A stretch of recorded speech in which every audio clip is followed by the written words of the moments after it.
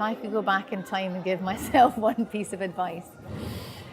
That's a good question. We've had a rocky road on the way here, and I would say don't be so trusting of certain individuals that you think seem really nice. Because lots of people are out there for themselves, and I think you have to be a little more reserved about giving too much information. Because you're excited about something and you want everyone to share in it. I'm very guilty of saying, oh, we did this and then we did that, and I think that probably wasn't the right thing to say. There's a certain element of smoke and mirrors, I think, that helps, and if you're positive about your business, other people will be positive about it too. If you tell them every single nitty-gritty detail where it went wrong, it kind of shows a chink in your armour that's sometimes appealing, sometimes not so much. It would be to not expect everything to be on time. Things don't always happen in the timescales that you want or hope for, but that's okay. I think take things slowly, even though it's great when things are moving quickly. There are times when I think my enthusiasm has got the better of me, and I've probably rushed into something and it might have cost me money, and then it might not have necessarily been the best move for the business, for the area, for whoever it was. So I think looking back, they've not been mistakes because it's all been a learning experience. Can you give an example of that?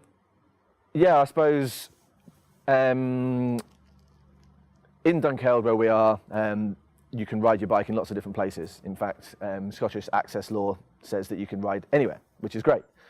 But we thought we'd put some new trails on a hill. And it went from the landowner saying, yes, you can do a little bit, and that's it, to me getting a little bit carried away.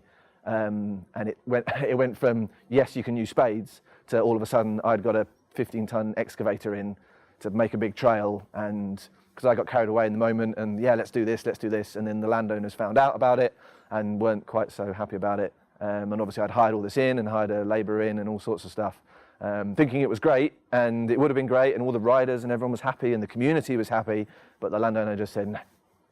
And so that was the end of that, really. So, which was a shame, because we could have used all that money and effort and time in work, out of work, elsewhere. Whereas now, if you approach the landowner the right way, you can often, you can get around a lot of these hurdles by just sitting down and talking to them, explaining your point of view.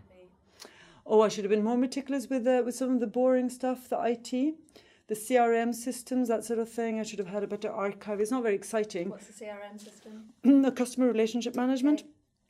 Exactly. It's boring, isn't it?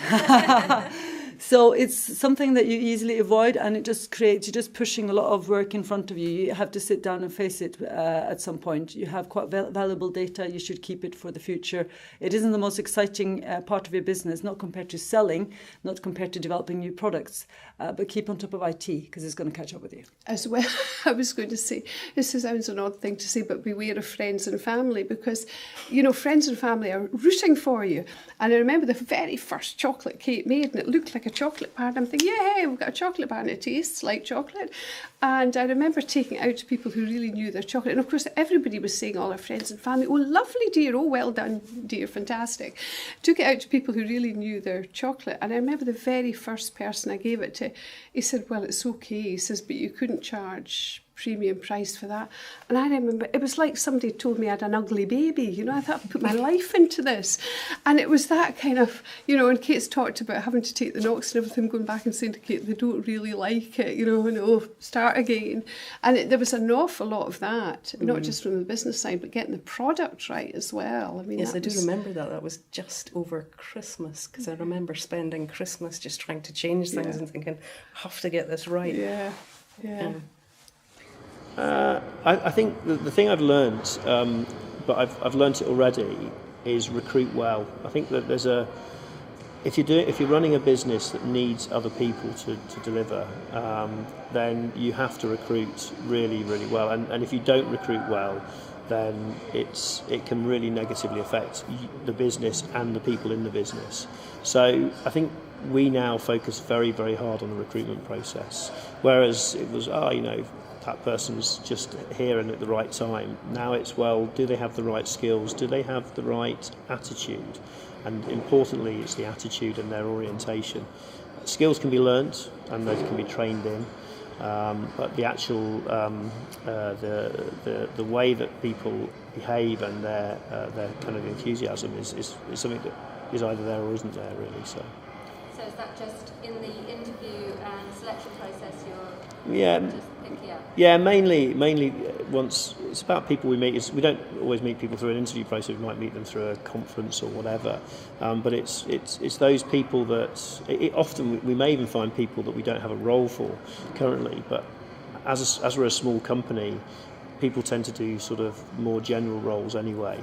Yes, you have developers and you have quality assurance people and you have designers, but they can all do a bit of the other roles as well. So I'd rather find somebody who I haven't quite got a role for, but I know will really add value to the business, a few months out, than just struggle and say, "Oh, you'll do," and then you come, sort of thing. So that I think would be the biggest learning there. So. Watch the numbers. I've always been really lazy when it comes to accounts and stuff like that, and got by, thankfully. But at the end of the day, had I paid more attention to the accounts and the numbers and cash flow, then I perhaps would have avoided a lot of the situations that I had put myself and the company in. So cash flow really is key. It's that cash flow isn't king. Cash flow is master of the universe. Cash flow, no matter how successful your business is, will kill you dead. We learned that lesson 2 years ago and ended up selling a small share in our business to bring some equity in, to move us forward again. And that was advice that those people that I told you about at the start of the business that we should have listened to, we should have welcomed them in, were all giving us. We thought we know better, we'll keep on pushing forward, we know what we're doing, everyone loves what we're doing, it's going to just explode. And they did, but because we didn't have the right cash flow, we weren't able to seize some opportunities. We weren't able to release the marketing at the level we wanted to release, we weren't able to tap into markets that we weren't already in at the level we wanted to tap into that. So if we had protected our cash flow better, we may have been further forward now than we are at the moment. I'm delighted where we are. That lesson, as hard as it was to learn, was so important that I'll never forget it. But yeah. Specifically, would you have done differently?